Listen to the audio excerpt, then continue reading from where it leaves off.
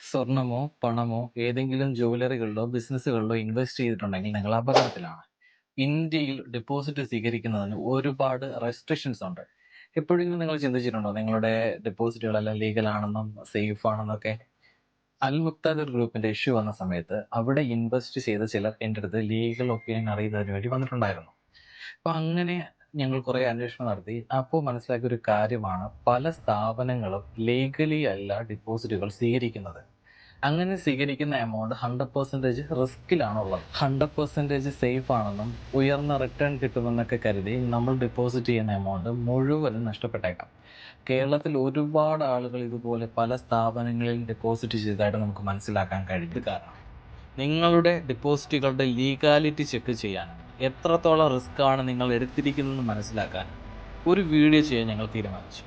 വളരെ സെൻസേഷണലായ വിഷയമായതിനാൽ public opinion എടുത്ത ശേഷം മാത്രം പബ്ലിഷ് ചെയ്യാമെന്ന് വിചാരിക്കുന്നു. വീഡിയോ വേണമെന്ന് ആഗ്രഹിക്കുന്നെങ്കിൽ എസ് എന്ന് കമൻറ്റ് ചെയ്യുകയോ പേഴ്സണൽ മെസ്സേജായി അയക്കുകയോ ചെയ്യാം.